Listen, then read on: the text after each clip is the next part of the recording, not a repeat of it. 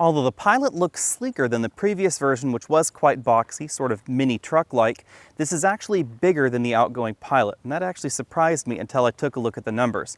Most of the increase goes to passenger room, so we get a little bit of an increase in cargo room, but we get a relatively significant increase in second row and third row legroom. Now, the Pilot is one of the few 8-passenger vehicles available in the United States. However, we don't get quite as much third row room or cargo room as we find in some of those larger crossovers like the Traverse or the Acadia. Up front, we have an all-new look for the Pilot. It's going for a much more mainstream appearance than the last generation model.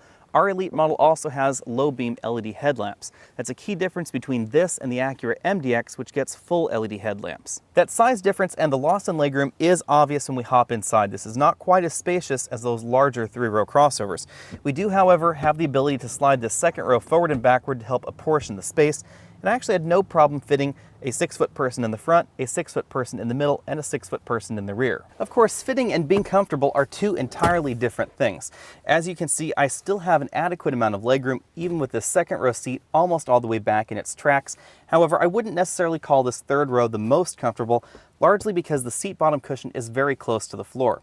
However, unlike an awful lot of 3-row crossovers out there, I have an enormous amount of headroom in this third row. I have about 3 inches or so, which means that you can actually put taller adults in the back as long as they have somewhere to put their legs. One of the interesting features about the Pilot is that this third row is a 3-across row as well. That means that we do have a seatbelt that comes right down here out of the ceiling, and it also means that if you were really skinny, you could actually fit 2 people on this 60% side, have this 40% side folded, and put some additional luggage like this bag right here, right up next to me.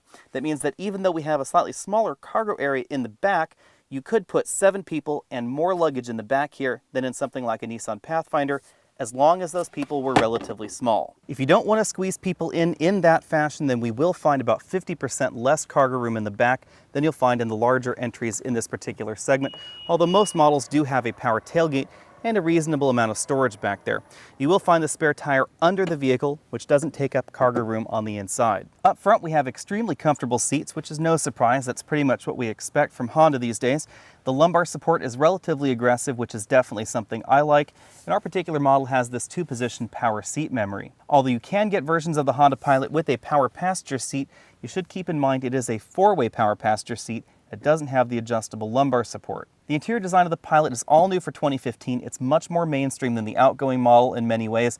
We get a soft touch injection molded dashboards, a high percentage of soft touch parts all the way around, and then we get an infotainment and navigation screen, which reminds me an awful lot of the system that we find in the cheaper Hondas out there. This is not the same 2-screen infotainment system that we see in the current generation Honda Accord, and it doesn't get the Apple CarPlay or Android Auto system that we see in the brand new 2016 Accord either.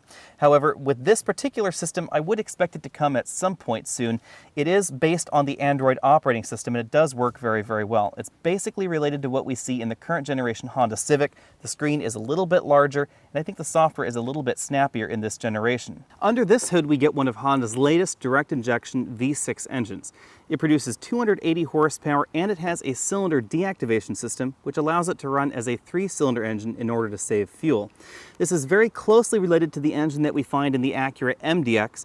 The only prime difference is that this engine is tuned for regular unleaded, and the one in the MDX is tuned for premium, and it gets a little bit more horsepower as a result. This engine is mated to a 6-speed automatic transmission by default, although in the top 2 trims you do get the brand new ZF 9-speed automatic transmission.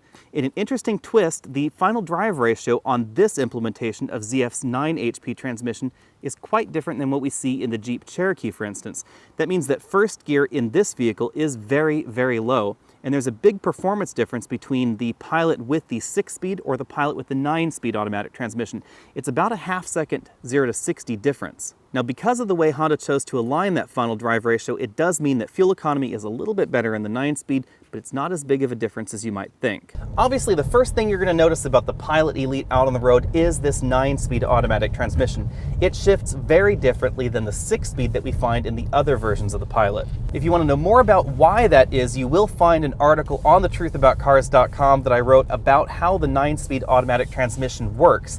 Internally, it is quite different than, for instance, the Aisin 8-speed automatic that we're starting to see in a variety of vehicles out there on the road. In addition to some general design differences with a traditional automatic transmission, this transmission also spends a decent amount of time with its torque converter clutch locked up, and that leads to a more direct engine transmission feel, more similar to a manual transmission or a dual clutch automatic. Thanks to this 9 speeds, extremely low first gear ratio, 0 to 60 happens in 6.7 seconds, which makes this one of the faster 3-row crossovers. Thanks to the very broad ratio spread that we get in this transmission, it also means that we get a very advantageous 9th gear for excellent highway fuel economy. When it comes to handling, the Pilot does relatively well for itself, although it is fairly isolated from the road.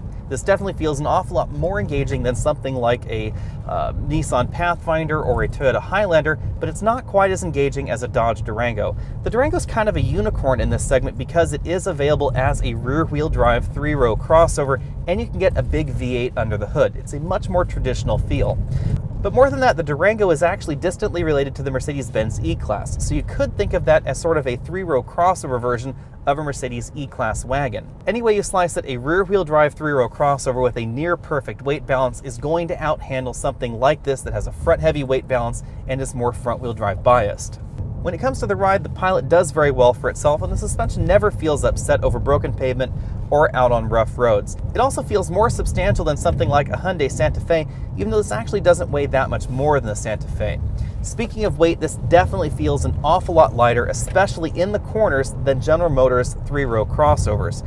The Traverse, the Acadia, they feel quite heavy out on the road, and when you actually look at the weight numbers, they are quite heavy.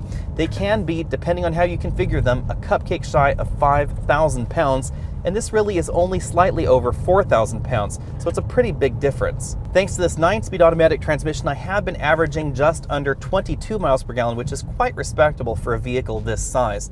Now, you can get better fuel economy on long highway runs as long as it's fairly level and the engine can switch into 3-cylinder mode. As we come to expect from vehicles with electric power steering, the steering is heavy, it's also a little bit lifeless, but it is very precise. It's very easy to tell where the Pilot's going. The biggest thing you need to know about this ZF 9-speed automatic transmission is that some of the gear shifts feel a little bit unusual. For instance, we're in 6th gear now. If we command 5th gear, we get this moment where it feels like the vehicle is just in neutral.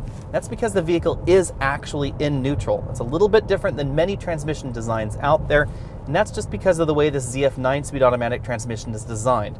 There are certain shift points, and one of them is the gear 4 to gear 5 transition or gear 5 to gear 4 transition that does require the transmission to essentially go into neutral in order to complete the shift. That's different than a lot of transmissions out there, and it results in a different feel. Now, the model we're in does have these paddle shifters, and the rest of the paddle shifts are very quick for this segment. Pricing on the Pilot starts a very tiny hair under $30,000. Of course, after you've added destination, you're up over $30,000.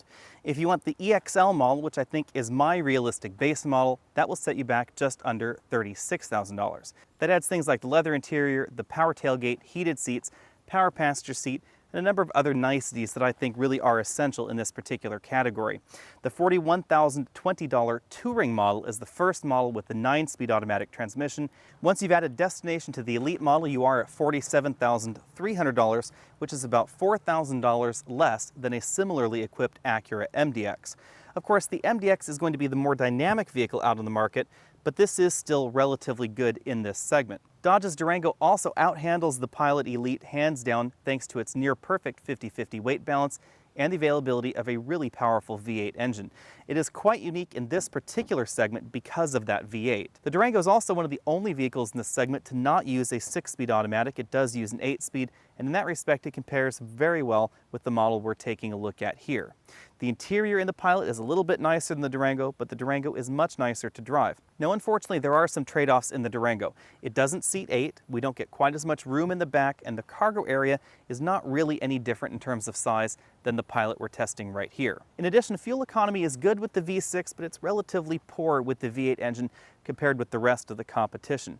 It also hasn't proven to be quite as reliable as Honda's in the past, so I would expect this Pilot to be less expensive in the long run versus that Durango. If you're looking for one of the most practical and freshest 8-passenger SUVs, the Pilot really ought to be at the top of your list.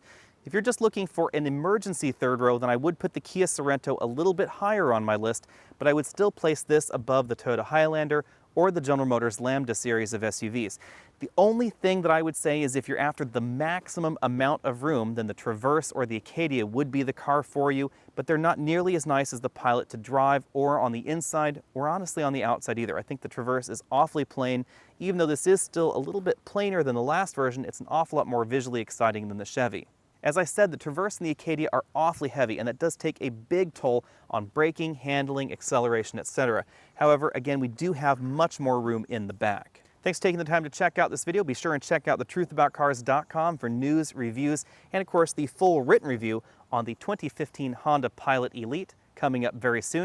You can go ahead and click that subscribe button at the bottom of your screen, and I'll see you next week.